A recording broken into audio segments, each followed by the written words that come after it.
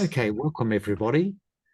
We have with us today Sarah, who I've known for the last couple of years. And Sarah's this absolutely amazing woman, mother, and wife of a lovely husband. And Sarah was a beautician, and I'm using the past tense, although she continues to be a beautician. And Sarah, welcome. Hi, thank you. Now, Sarah, um, you were running a small business, Yep. and then the COVID mandates came around, and you did the right thing. Yep. You got the vaccine in order to keep us safe. Now, can you tell me what happened? What happened to you? So I got the vaccine on September 1st in the morning. Which Um, Pardon? which year? 20. 2021. Thank you. So yeah, I got it in the morning. Came home within a few hours. I felt lethargic, felt sick. So I went to bed, and basically the next day I woke up and I just felt awful. Like I just felt like I was going to collapse every time I stood up. I felt nauseous. I had heart palpitations, chest pain, um, Mm. and then it just got worse over the next few weeks. To what extent, Sarah? Um, I couldn't really stand up. I couldn't eat. I lost like 7 kgs in the first 3 weeks of having the vaccine. Mm. Um, I went to the doctors multiple times, and Mm. they just kept telling me that I had anxiety, and I had picked up a virus and it wasn't anything to do with the vaccine. Um, I went to the hospital 3 times, and basically the same sort of thing was said. Um, Mm. and then on the fourth time I went to the hospital, they finally realized that there was something not right. My heart rate was up to 170, and yeah, then they finally admitted me to hospital. Sounded a bit slow to me. Yeah. So, I remember this one doctor I remember ringing, mm. um, and he just said that I sounded really emotional, and like basically like what did he want me to do? And like I was just pleading for help. Sarah, this sounds difficult for you to talk about. Yeah, it's Mm. traumatic. Mm. Yeah. The injury, but the events afterwards are obviously almost as bad as the injury by the sound of it. I think it's the way that I was treated as well, and just kind of like Mm. just treated like it wasn't a thing, and like it just wouldn't happen, and it was just like all in my head basically. Sarah, you've said to me that you felt like you were going to die. Yeah, I had a lot of chest pain. My heart was racing. I couldn't stand up. I couldn't eat. I really did think I was going to die. Mm. And there seemed to be a lack of concern, or maybe there was concern, but you were being dismissed as being an anxious and hysterical woman. Yeah, and I think because um, I was saying that it was from, like, I was adamant that it was from the vaccine. It was the moment I had the vaccine, I was unwell, Mm. and anytime I would mention that, like I'd just get shut down, and yeah, Well, just that was when it I was can, all in my head. yeah, I can tell you, Sarah, that your story is such that you're not alone.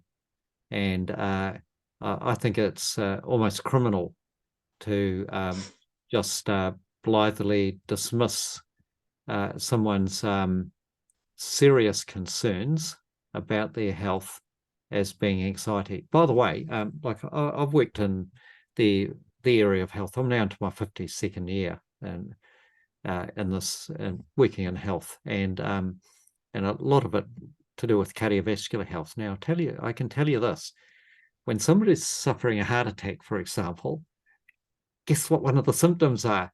It's anxiety, Yeah. because they think they're gonna die, you Yeah, know, it's horrible. and so of course they feel anxious, but it ain't the cause of Mm, their heart. Okay, it'll add to it. I mean, you need to calm people down, yeah. but you don't calm people down by saying, you're just having an anxiety attack. You know, Mm. we need proper investigation. So, Sarah, um, tell me. So, what happened? I'll just add that when I first met you, Sarah, you were in a wheelchair. Your Yeah. husband and your daughter would wheel you to the toilet. Yeah. So in the hospital, I had to get wheeled to and from the toilet because just I couldn't I just felt too weak to stand up. Mm, I basically just had to lie down the whole mm, time. I couldn't even sit up without my heart racing. Couldn't talk without my heart racing. Couldn't really do anything. yeah. Um, and then when they um after a couple of weeks, when I went home, I asked if I could have a wheelchair, like, rent a wheelchair from the hospital to go home because I knew that I wouldn't be able to even make it from the car to door, Mm. the front door. I remember the lady saying that I wouldn't qualify for one. And they ordered me a wheelchair to wheel me out of the hospital. But yeah, my partner had to buy me a wheelchair so that I could actually get around. I've got another young woman. The grandmother bought a wheelchair for her. Yeah. So as I said, you're not alone. Um, and your story is extremely important. It's extremely important that we have this on record uh, for others to see and to understand that they're not alone. And to treat a fellow citizen, a previously healthy, vibrant young woman like this, and even deny them a wheelchair when they obviously need it. Yeah. Okay, you can't fake a racing heart. You can't No. fake those blood pressure readings, those catastrophic blood pressure readings that you were getting. It's you are not faking it, Sarah. Well, Okay, no I matter what also, expert says, you're not faking it. yeah, I remember being asked multiple times in the hospital if I was on drugs, like if I had taken any drugs. And I remember a nurse coming in saying, "Are you sure you're not just anxious?" Like with my Yeah, heart rate. yeah. What does the health system come to? Okay, Sarah, you'll gather that. Look, I'm so angry and frustrated at the way that people are treated. Okay, and the way that you are double, triple, quadruple victimized. Okay, you Yeah. did nothing wrong. You are not an anti-vaxxer. Okay, No. you Yeah. did Yeah. the right thing. You did it to protect your family, to keep us all safe, to keep your business operating. Yeah. Okay, you have suffered. You don't even need half a brain to understand that this is linked to what was jabbed into you. and the evidence is irrefutable that this causes heart damage in an extraordinary number of people. And to turn around and suggest that you are a hysterical head case is outrageous, especially when there's no evidence. Yeah. There's no medical evidence. Okay, so you end up being discharged. By the way, were you given any medication? Yeah, so we did manage to get the doctor to admit that it was from the vaccine and that it had caused POTS. Yeah. So Which is, and explain what POTS is for the audience. So it's postural orthostatic tachycardia syndrome. So basically, when I stand up, my heart Now, jumps like 50 beats. Yeah. Okay. Now, this is one of the fallacies of diagnoses like this. Okay.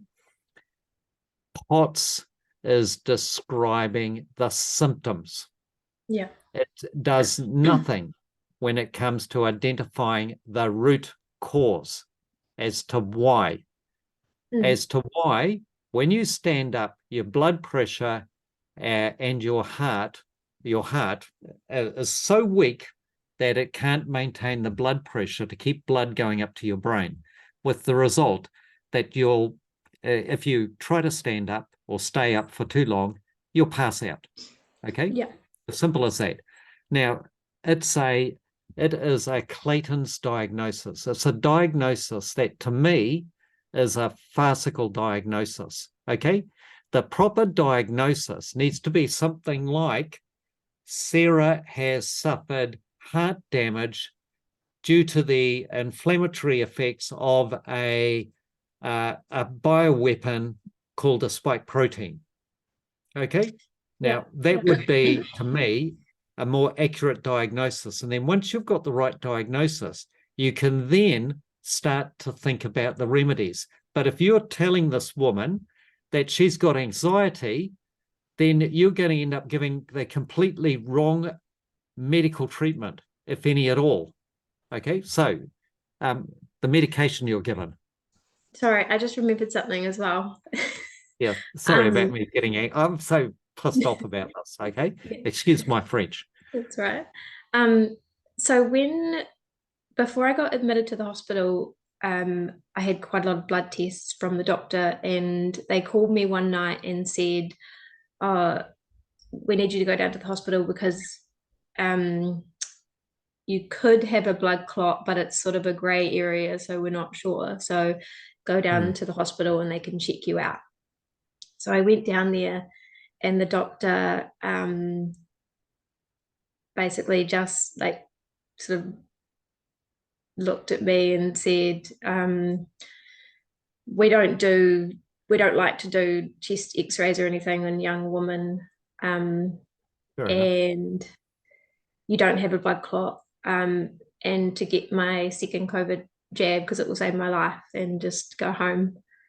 And when I read the notes, I remember reading, he said that I looked well, and like I was really unwell. Yeah. Give me a break. Yeah. What this is doing is, first of all, it's denying you treatment, and it's victimizing you further. Yeah. Okay. It's blame the victim stuff, right? It's all your fault, Sarah, and have another jab. Okay? Yeah. And when I was in the hospital, like all they seemed to be concerned about was like what kind of jab I was going to get next. Like obviously I wouldn't be getting the Pfizer, but maybe try a different one. AstraZeneca, which has now been taken completely off the market because it's killed too many people. Yeah, and I remember like my family was there and we all just started laughing. Like, why would I be getting another jab? Like, are you serious? Yeah, I know. It's sort of a ghoulish laughter. I mean, this is so black and so ridiculous that, look, you and I are laughing a bit about this, but what else can you do? Other than cry, Yeah. It's just, this is just, what a horrible story, Sarah. Okay. So, so medication. Were you given any medication? Can you recall? So I was given metoprolol, and I was given Yeah. is it aspirin? Hmm. I was given metoprolol and aspirin. I think that's it. But I'm still taking the metoprolol. I can't Yeah. really go a day without it. Yeah. Yeah. So it's a beta blocker, which you could say calms the heart and might allow assist the heart with beating a little bit more evenly. Yeah. Um, but it's not going to cure anything, Sarah. It's not a No. cure.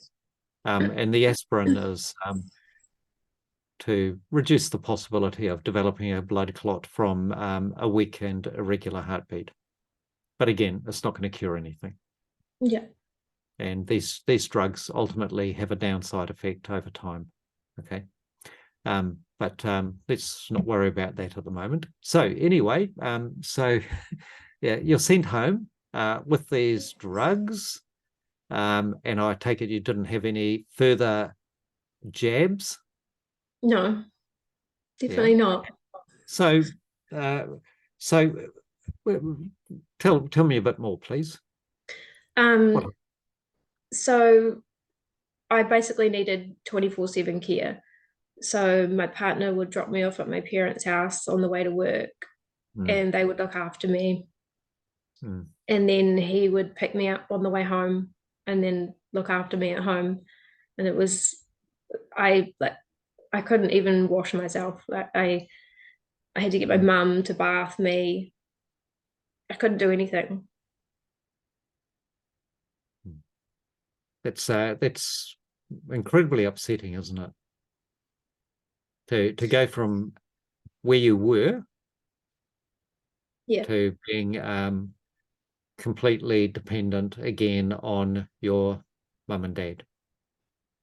Yeah. And And like yeah, they just all day like would just be wheeling me to the toilet or, whatever I needed. yeah, yeah. You had a wheelchair. Where'd you get that from? My partner bought it for me. I don't know where from. It was But probably I lying. was It was probably lying on the pavement outside the hospital. Yeah, um I remember getting home that day and yeah, just like I was just bawling my eyes out because I couldn't even get out of the car. Like yeah, I was just so yeah, stressed about getting from the car to the front door of the house. Like there was just no way I was going to make it. yeah, yeah. Um, yeah, and the effect on your family must have been enormous. Um, you've got a mortgage, you've got a daughter, Yeah. your husband, your partner uh, has to go to work. Your mum and dad. Um, But there's th- also other things as well, like my daughter. I missed the last couple months of her primary school. mm, Um, I missed her teachers' meeting for like, mm, intermediate. I missed that. I missed her first day of intermediate. yeah, Taking her there. I yeah, couldn't walk my dogs. Like my dogs were even suffering, It's just mm, like it's just a whole yeah, chain reaction. yeah, yeah. You're right. This is one of the things that we know in rehabilitation. That is the ones who work in rehabilitation at the coalface is when we see the impact goes way beyond the individual. Yeah. Their entire families, their workplaces, everything is affected. So, Sarah, what happened to your business? So obviously from the moment I had the jab, I couldn't work. So we had no choice but to sell it. Yeah, that's yeah. So you lost that business that you had built from scratch. Yeah, I was still trying to build it up. yeah, So I didn't make any money off selling it. yeah, yeah. So you were in the stages of basically a mum who was getting back into the workforce, contributing to the New Zealand economy, and you've effectively been taken out for now. What is it? It's getting on to 3 years now, isn't it? I think it's been 2 years now. Yeah, two years. Sorry, yeah, I'm Yeah. not very good on that maths. Yeah. So Sarah, did you have any medical follow-up, or was it left over to you? You're at home, essentially disabled. Yeah, not really. The hospital had booked me in with a physio who just, he had no idea. Like, I think he probably Yeah. would have been good with, muscle injuries or whatever, but I don't think he had a clue what Yeah. I was going through. And he made me, like, when I went there, he made me do all these different movements and like tried to get me to walk a certain distance. And I came home and I just felt awful. I just had to, like, I was just on the couch for the rest of the day. It's hard to explain, but I had all these weird symptoms in my head as well, like almost like my brain was inflamed. And then if I did anything, it would set it off. So I just had to lie there really still for the rest of the day. And I never went back to him Sarah, because, yeah. again, this is exactly what I was saying about if you have a false diagnosis, an improper diagnosis, then the treatment becomes is like it could be very unsafe. So if you have got if the diagnosis, and it'll be very interesting to see your hospital notes, if the primary thing is that you're suffering from anxiety, that you're being hysterical, and then and not having suffered actual heart damage, then the physiotherapy you were offered could have possibly killed you. Okay. Yeah. Now, here's the question I've got. So while you had that physiotherapy session, were you having your heart function, blood pressure, and that being monitored? No. Okay. So that is patently unsafe. Okay. They should have been monitoring your cardiovascular function when trying to get you to do something like simply stand up. Okay. And it would have been very obvious that that procedure was going to be unsafe. Now, I can say that because I've done some experiments with you on that, haven't I, Sarah? Yeah. Yeah. And we can see what's going on, and that you've got some heart issues. There's no question about it. Right? It just comes down to why, and then what do we do about it? Yeah. Okay? But if that's not acknowledged, then all treatment is going to be basically a farce and unsafe. Yeah. And I think, like, from the physio's perspective, I think like he was kind of like it's almost like he thought that I couldn't walk, and like when he, got me to get up and do a few steps, he was like, in his eyes, it was kind of like, well, you're doing it. Like, you're fine. Just keep going. It's a miracle. She can Yeah. walk. Thank you, God. My apologies, but I mean, we've got to inject a bit of humor into this. Otherwise, this is just too grim. Okay. Yeah, definitely. Yeah. Okay. So physio was a failure, and look, it was a failure before it began. Yeah, it had to be. So you ended up on ACC. I'll just jump ahead a little bit. How did you end up on ACC? Because that is incredibly rare. Okay. Excuse me. Well, at the time, my partner was like, when I was in hospital, I remember my partner saying, you need to, we need to get you on ACC. And I just, at the time, like, I didn't care because I kind of felt like I was going to die and I just wanted to feel better. And that was like the last thing on my mind. and I was too, like, physically too weak to be ringing them and like explaining to them what was going on, because I think the doctor put a ACC request through, but it got denied. Yeah. So I ended up, my partner actually ended up fighting it for me, and somehow, yeah, somehow got it. Well, that's Blair, and you can tell him this. He's a hero. Yeah, and I Here's, feel really lucky that I actually got onto ACC, because I know yeah, that so many yeah. people haven't. Well, unfortunately, I sense that the doors have been slammed pretty well shut. First of all, no doctor will go anywhere near a vaccine injury. You were at the beginning of it, and there were still a few doctors who hadn't been uh, basically now, and you can see it on my website. There's a medical mafia operating where if a doctor was to mention anything other than positive words about vaccines, they risk not only losing their license but being publicly outed and humiliated, and their reputations destroyed. Yeah. Okay, so you were, I think you were lucky. You got in Yeah. just before the door shut, and ACC is also very difficult to deal with.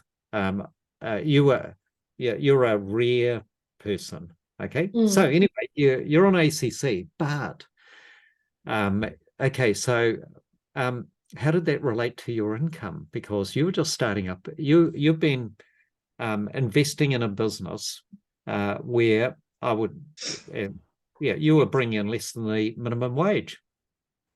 Yeah, So, so I was paying so myself minimum wage to try and build my business up. So now I'm kind of stuck on minimum wage with yeah, nowhere to grow so on you might also be on ACC. a sickness benefit. Yeah, Yeah, and that's not enough to properly contribute to a household. no, Yeah, it won't even buy your daughter's school uniform. no, Yeah, yeah, yeah. So being on ACC is well, it's hardly worth it, is it? yeah, Oh, by the well, way, look, I can tell you this from having been an officer with ACC in their head office. Okay, it used to be all about rehabilitation, treatment, rehabilitation, and injury prevention. Right? Eh? It's now about file closure, yeah, not about rehabilitation. It's about ticking the box now, and you'll be able to enlighten us a little bit on this as well from your personal experience. Now, so it's not about whether or not Sarah is rehabilitated. It's about ticking the boxes so that she can be declared rehabilitated and off ACC. And then guess where so many of these people go? They end up on sickness benefits. yeah, Okay. The burden remains on all of us. Okay. But ACC can stand up, and the Minister of Accident Compensation can stand up and say, we have rehabilitated all these people, blah, blah, blah. They're off ACC, but where are they? Okay. yeah. Yeah. Anyway, so you're on ACC. Now, what's it like? How's been, tell me about your experience with accident compensation. So basically, I've just been fighting to keep myself on ACC the whole time, basically. Um, I had a case at the start. I had a case manager who would just, I don't know how many times they're supposed to ring you, but they rang me all the time. Like, I don't know, sometimes more than once a week, like just constantly ringing me. And then it was almost like they were ringing to try and get some kind of dirt on me to chuck me Yeah. off. Yeah. And Catch you then at home at work. yeah. Um, and yeah, so I keep getting these letters to say, oh, you don't have a physical injury, so we're going to take you off ACC.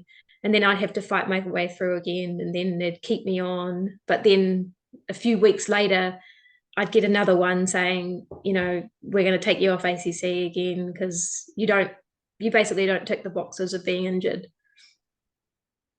So yeah, it's just been 2 years of just fighting ACC. Yeah, being treated as if you're a bludger. Yeah, and I'd actually rather be at work feeling well than being here on ACC. I know. And look,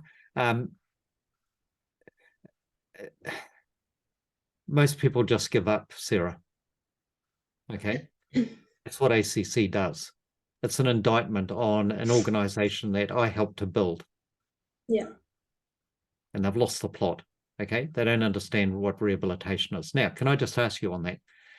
Did you have a treatment plan that was drawn up with your case manager, negotiated, and then signed off on? No. No, I didn't have anything like that. Did they organise any rehabilitation for you? Any further diagnostic work? No, the only thing they did is book me in with people that were basically didn't believe me. And so they could get like a letter from them to say that I'm not injured from the vaccine. But they didn't actually book me in with them. They would just send my notes through and get their opinion on. Yeah. So again, Yeah. now this is something for people to understand. Okay, so Sarah, you were seen to by various specialists, like a psychiatrist. No, not a psychiatrist. So give me the professions that of the specialists that you consult, that ACC consulted. So they sent all my notes through to a lung specialist, a breathing specialist. Yes, yeah. And then, yeah, he decided that I wasn't sick from the vaccine. Yeah. So this is a esteemed specialist in lung issues, okay, cardiorespiratory issues, I'd assume, who looks at your notes. There's no proper medical testing as far as I can tell. And without even seeing you, without consulting you, examining you, he comes to the conclusion that you're a head case. Yeah, and he did say in my notes that I can't remember exactly how it was worded, but it was basically that I was like emotional. Yeah, and I just had like anxiety or a breathing Yeah. problem. I hope the future minister for ACC is listening to this and understanding that this is not rehabilitation. This is not medicine. Okay. This is file closure. Yeah. Now, so Sarah, so really, you're at home, you are seriously unwell. Okay. You're being wheeled to the toilet. Yeah. Okay. and it's genuine. Okay. Don't ever allow anybody to suggest that you're a head case, because you're not. Yeah. Okay? It's genuine. And never allow anybody to suggest that. Now, so you are at home, you're getting no treatment, nothing, okay? And you're being basically victimized again and again. That's what's going on. Yeah. Yeah. So, okay, this is dragging on. When did the breakthroughs? When do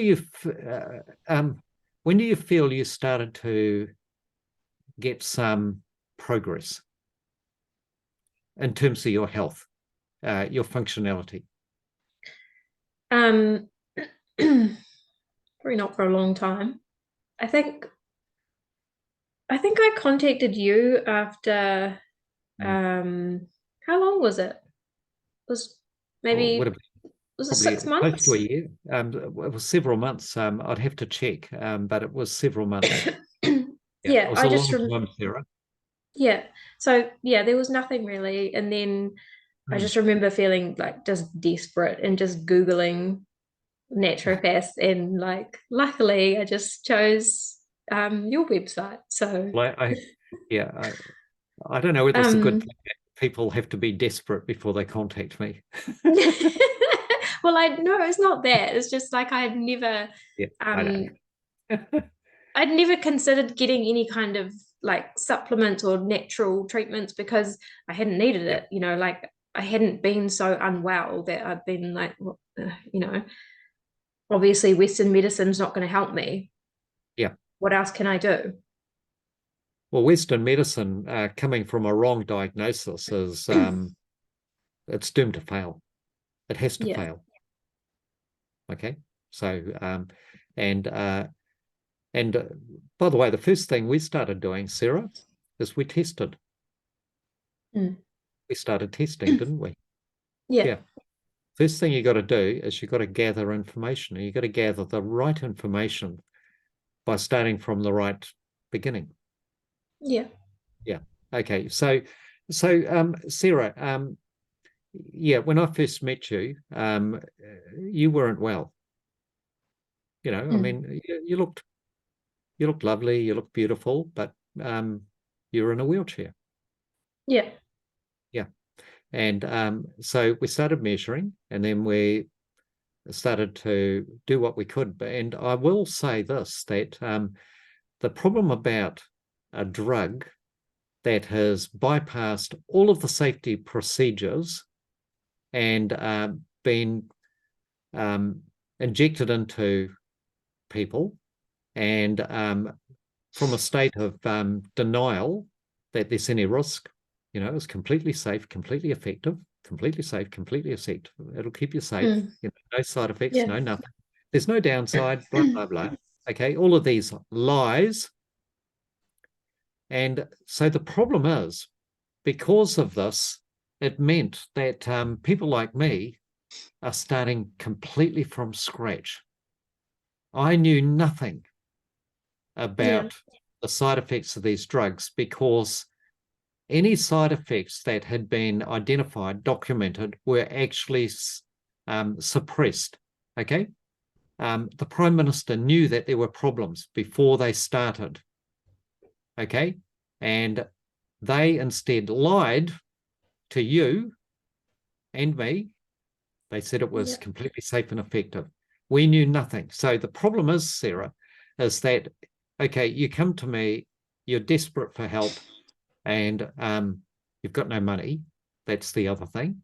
Yeah. We had to get, we got a wonderful charity managed by Liz to fund Yeah. your rehabilitation, didn't we? And Yeah. let's give a big shout out to Liz Yes. here. Thank you, Okay? Liz, if you're watching. I Liz, really Liz is, appreciate it. yeah, I'll make sure Liz gets to see this. And I know she wants to keep a low profile, but let's we are absolutely forever grateful to you, Liz. Yeah. Yeah. And that'll come from the others that you've helped as well, Liz. So good on you, and keep it up.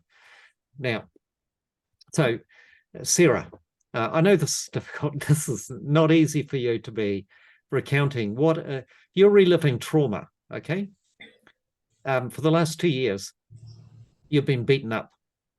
Okay, the system, the government, the health system, they've been beating you up, and Yeah.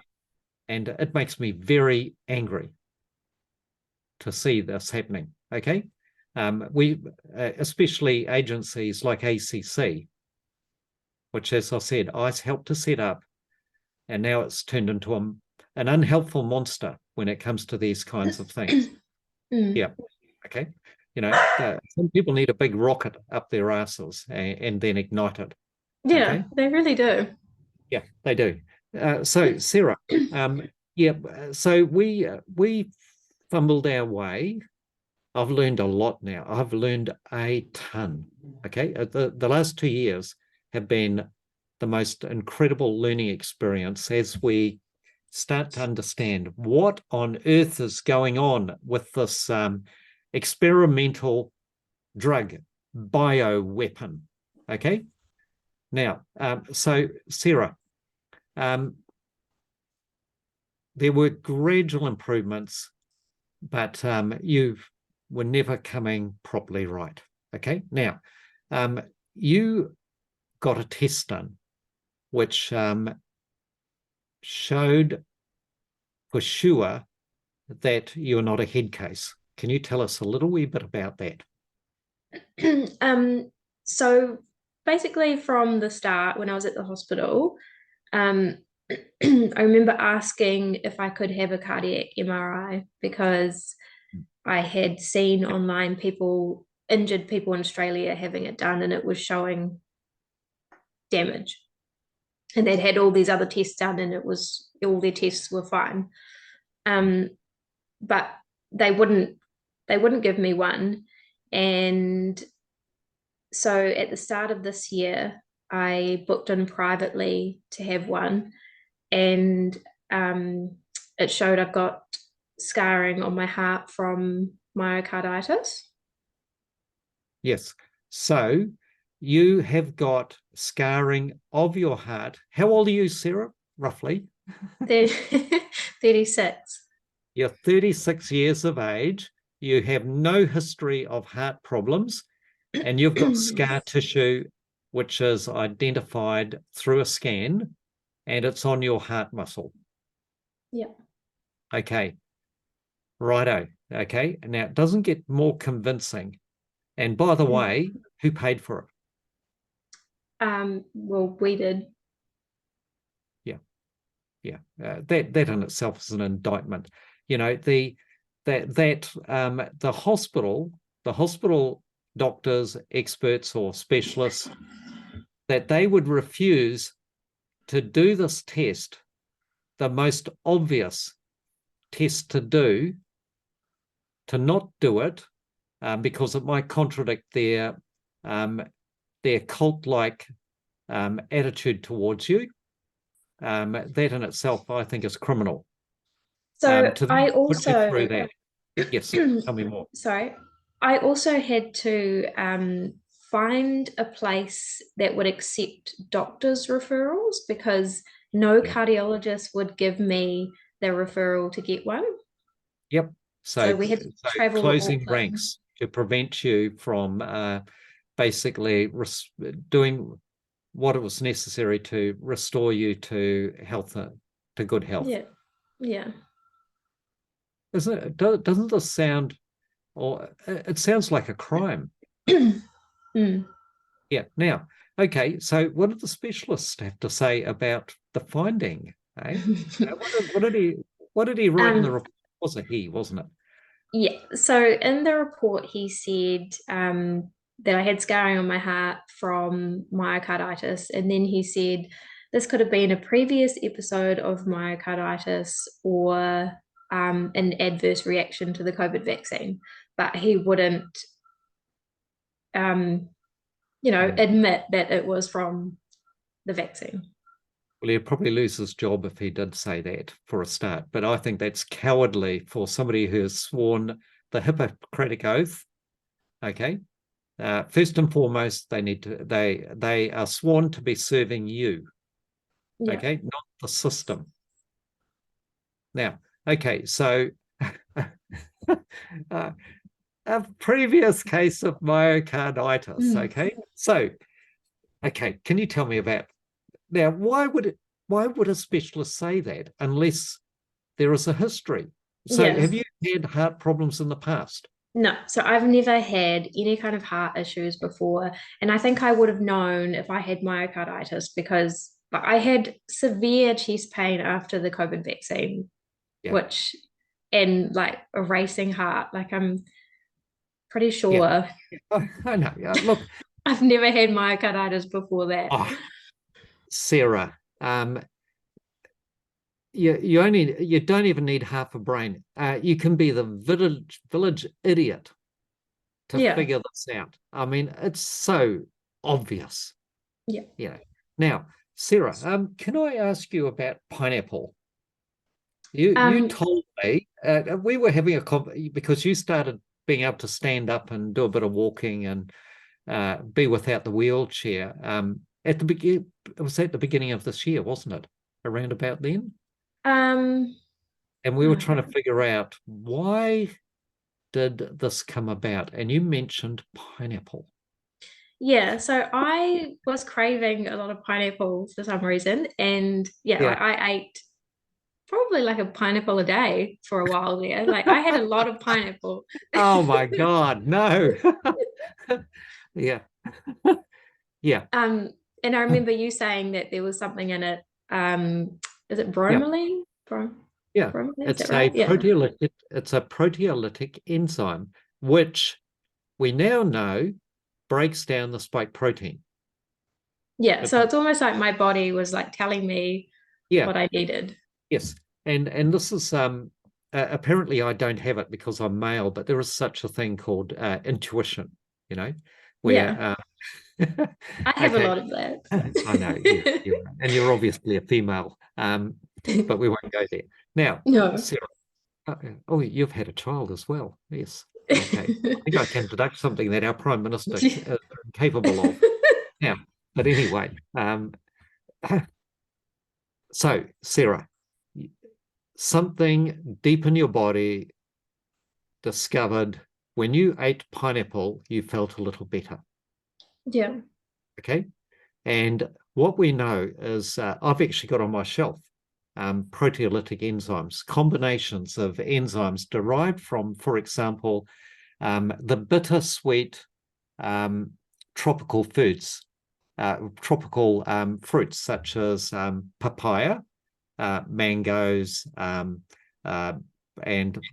pineapple, and Yeah. they contain proteolytic enzymes, which break down foreign proteins in the body.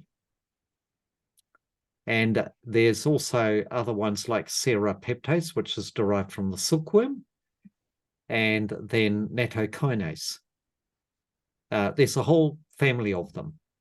Yeah. And one of the discoveries that has been made is that proteolytic enzymes are effective against the spike protein, which is produced by the mRNA vaccine, Yeah. and may also be effective in helping to negate and remove other excipients in the vaccine, such as graphene. Okay. So, by some miracle, you started eating pineapple. And at about that time, tell me what started to happen to you physically. Um, I just started to feel like a little bit better, like, more Yeah. energy and not so sore all the time. Mm. Um, Yeah. yeah. And you're able to stand up for longer. Oh yeah, yeah. And that. And that just a minor And that. detail. Yeah. Yeah. And yeah. Now, okay. Um, this is wonderful because it really points in one direction where we as therapists and the vaccine injured could probably focus more attention. Okay. Mm. But of course, the first thing is no jabs, Yeah, no definitely no no jabs. mRNA. Look, you weren't an anti-vaxxer. No, Yeah, I'm not an anti-vaxxer, but I'll tell you no. what, you don't fiddle with one's God script, your genetic material. Yeah. We stay away from it. Okay, it's forbidden territory. Mm. Yeah. Now, Sarah, so time has passed. Where are you at now? How are you now? I'm a lot like feeling a lot better, Yeah, but I still suffer from the same sort of symptoms with my heart, like when I stand up and yeah, or like try and do everyday tasks. And I get really tired more easily. Yeah. So you're far from recovered. No, I'm definitely not recovered. But ACC would like to have you off their books and have you ticked as a successful rehabilitation, by the way. They want to get rid of you. They want to get rid of you. They just want to chuck me off. I don't think they care if I'm better or not. And look, the medical system, the way it is, it's not going to help you. You can see that. You've had 2 years of them basically confirming that for you. But they're going to get rid of people like me. Okay. Now, Sarah. Okay. Let me just point out another thing about proteolytic enzymes. They remove scar tissue. Now, if you've got a scar on your skin, you can get some vitamin E or vitamin A cream, one of your beauty products, I'm sure. Okay. You'll know all about this, and you'll massage it. And as you massage it over time, it takes months, but that scar, instead of going hard and gnarly, it begins to soften. And if you keep going, it will fade and it will almost develop a texture similar to that of the surrounding skin. And now the problem is that if you've got scarring on your heart, we can't take one of your creams and start massaging your heart, can we? We can't do that once a week, which is what we would like to do. But there is increasing evidence that if you take proteolytic enzymes on a daily basis for months and years on end, there may be a gradual reduction in the significance of the scarring. Okay, this is the exciting thing.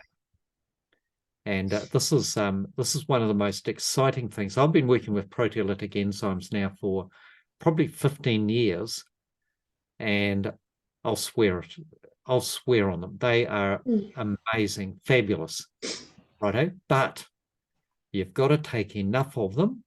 You've got to take them in the right form, and you've got to take them for long enough. You've got to be consistent over a long period of time. And that's scar tissue. There's no guarantees, but here's the thing. There's no downside.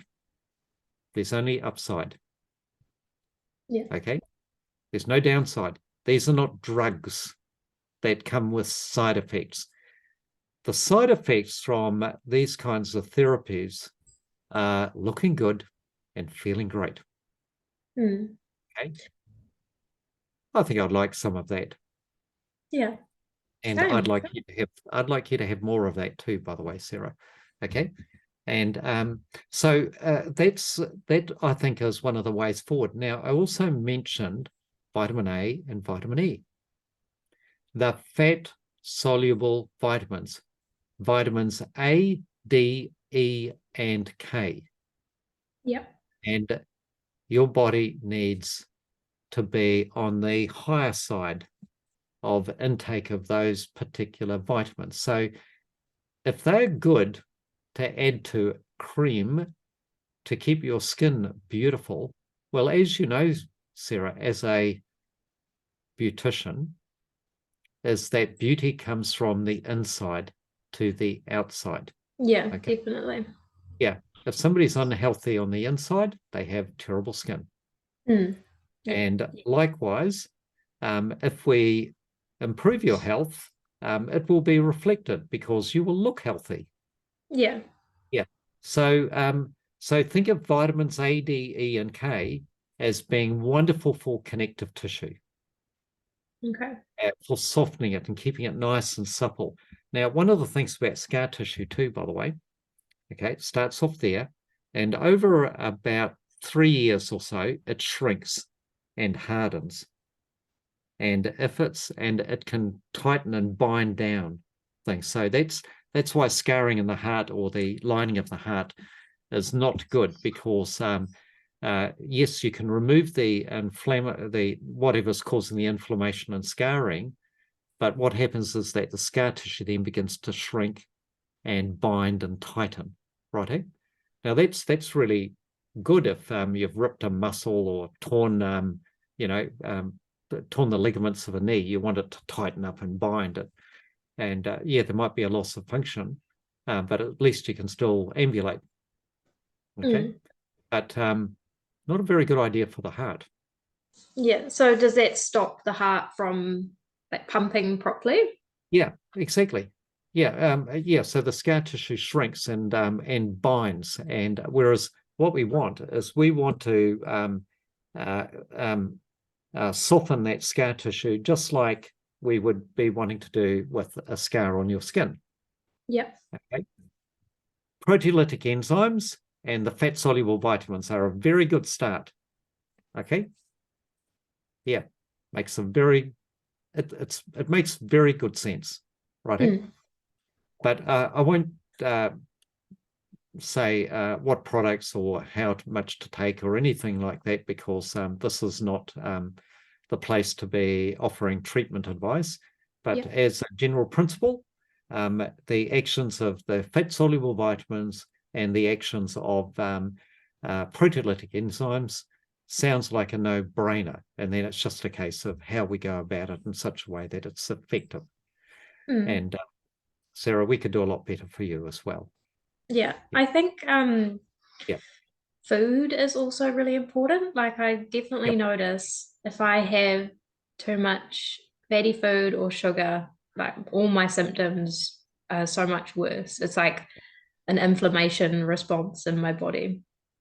Yeah, so there's a couple of things there, and we have done some testing, and there is an indication that you may have some issues with your pancreas and liver. Okay, which I have taken into account in the past, and if you are not producing adequate amounts of bile, healthy bile, and also pancreatic enzymes, then foods that contain a lot of fat in particular may be hard to digest. And so there are things that we can do to improve that. But here's the thing. If you want the fat-soluble vitamins, you've got to have fat. If there's no fat, there's no fat-soluble vitamins. That's a general rule of thumb. Okay? Yeah. So, but it's also got to be the right kinds of fats and oils, right? But we can talk about that at another time. So that's something that needs to be done to improve your digestion. But the other thing is carbohydrates, sugars, in all their forms, other than perhaps vegetable sources like, your parsnips, radish, kumara, pumpkin, squash. Those are probably the healthier sources. Taro, those sorts of things. But as a general rule, if you want to reduce systemic inflammation in the body, then cut out carbohydrates, sugars. Just going on a no grain diet is one of the best things that most people can do. And doing the meat and 3 veggies sort of thing, and having basically unprocessed foods. Food, beautiful home cooked meals cooked from scratch is the best things that no processed food. Yeah, and avoiding snacking between meals. That's the other thing. Just having what I call the no snack diet. Okay. Yeah, but these are the sorts of things that one can do to reduce bodily inflammation. And by the way, a diet where you have intermittent fasting, and that can simply be not snacking between meals or having breakfast and then going through the day to the evening meal. That's all you need to do. You don't have to fast for 3 or 4 days. I'm not into that, and I'm probably too skinny to survive it. I'm not myself. But just going hungry between meals does a couple of things. First of all, you get the stimulation of a skyrocketing of growth hormone. Yep. When somebody's hungry, when they go into a fasting state, you'll get an increase in growth hormone. And growth hormone stimulates repair, regeneration. Yep. Okay, sounds pretty cool. And the other thing that happens when one fasts is you get the release of stem cells. So stem cells are released from the marrow and other reserves, and they somehow miraculously migrate to where they're needed to create new healthy tissue. Okay. Yeah. So growth hormone, stem cells. And that probably in part explains why when somebody is ill and injured, they have a loss of appetite. Yeah, Okay? true. Yeah. Fasting stimulates healing and regeneration. Yeah. So constant snacking, particularly on carbs, sugars, which are pro-inflammatory, is not a good idea because of their inflammatory properties and other negative health effects like becoming pre-diabetic and also driving heart disease because excess carbs get converted into unhealthy fats. Okay, so that's one of the things. This is one reason why a high carb diet drives cardiovascular disease. So you get the paradox of when somebody goes on to meat and veggies, their cardiovascular measures or measures of cardiovascular risk tend to improve. Not always, but so there's a few clues for you, Sarah, as to what to do. Yeah, don't constantly snack. Sarah, I know you like chocolate. You can have some chocolate now and then in the evening when you're watching a chick flick. Okay? Yeah. Yeah, It's you not for have my breakfast or permission. anything. Probably not. Okay. Yeah. But yeah, go low carb, Yeah. nutrient dense. Think of that healthy fats and oils contain the fat soluble vitamins. But if you have trouble digesting them, then you need some digestive support, which okay. And then you'll digest those better, and then just have beautiful wholesome vegetables and so on. Just go on you're just going a health kick. Yep. Sarah, you'll never regret it. You're starting from a low point. There's no question your heart's been damaged. Okay, so you've got to be at it more than most. You've got to stick to the plan. Yep.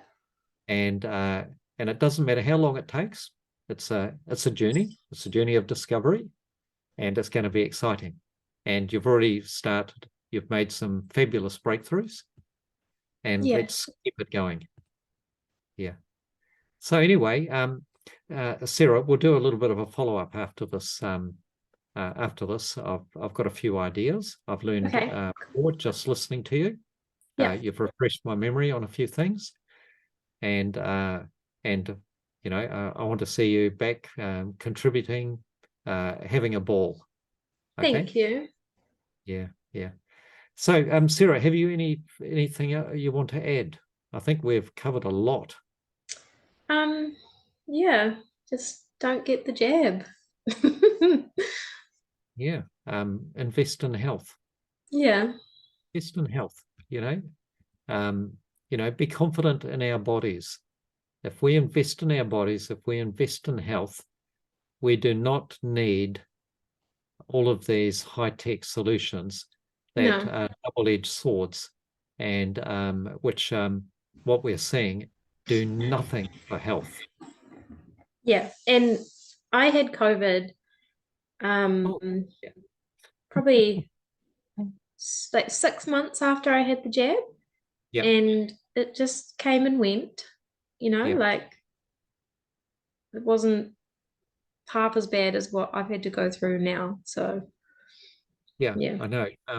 When the treatment is worse than the disease, there's something utterly insane about this. yeah, Yeah. And Sarah, the government spent $70 million and upwards.